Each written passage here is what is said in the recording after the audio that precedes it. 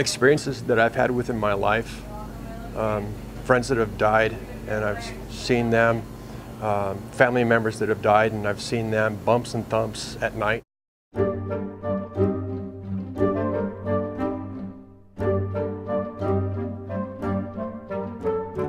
The very first investigation that I ever went on, I was very unnerved. I was in a room by myself in a hotel, and I heard a noise on the carpet like someone scooting across the carpet.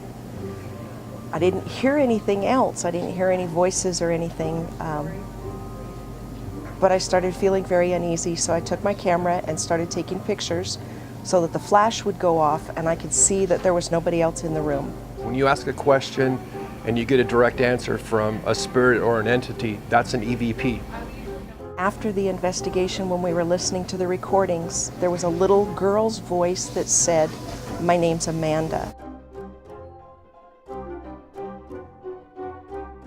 Found that a lot of the things that we get, we hear afterwards. It's certainly really unsettling to have this audio of what sounds like a human voice saying, very strange things. And I'm going, holy criminy, there's actually a ghost in there. I heard it live. So when you get, something like that live, and you're hearing it live, it's really cool. And that's the thrill of it. EWP stands for Eastern Washington Paranormal. What EWP does usually is we'll meet with people who believe that they're having some sort of paranormal activity. Normally we try to set up cases about a month in advance. And I've got a statue of an angel on my dresser. Well, we left that night to go to a party, and we came back, and that angel was turned around facing the wall. The Weinhardt Hotel in Dayton. That hotel is haunted. We've done 2 or 3 investigations there, and it is haunted.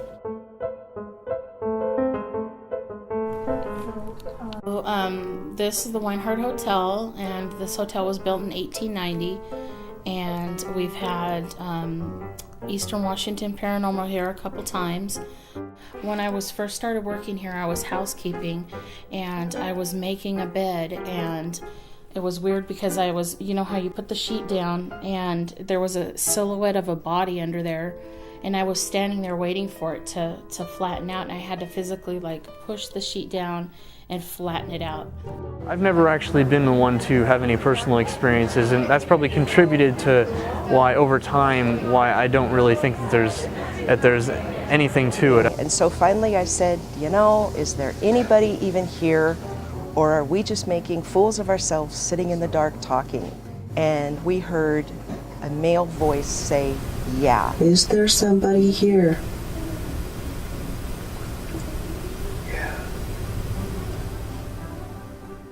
When I was a kid, my best friend drowned.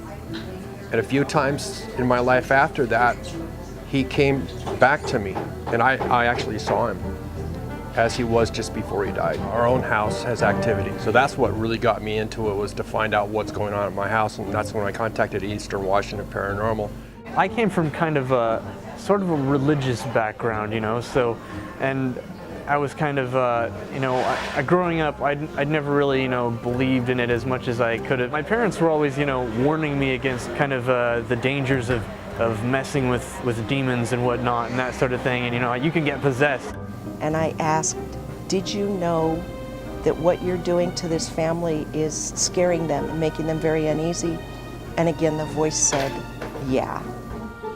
Are you aware that you're making the family that lives here very uncomfortable by the things you're doing? Yeah. So I decided I'm going to go and, and just sort of stumble my way into whatever dangerous demonic stuff I can find. The evidence review is not fun. A lot of it can actually be kind of boring. There's a lot of evidence to review. And TV, they make it look so easy and so quick. A lot of people see what goes on TV, and it's nothing like that. Generally, with most of these paranormal shows, it's not so much about presenting something that's scientific or educational, it's about the entertainment factor. These investigators will be walking around going, "Make a noise. If there's somebody here, let us know, make a noise." And there'll be a noise, and then they freak out. Did you just grab that hand, dude? What? Did you just do that? What? Hand came right over there, dude. What? and you hear a noise, you got what you wanted. Get the out of here. Go in. Go in. If you're looking for it, you're going to find it, whether it's there or not.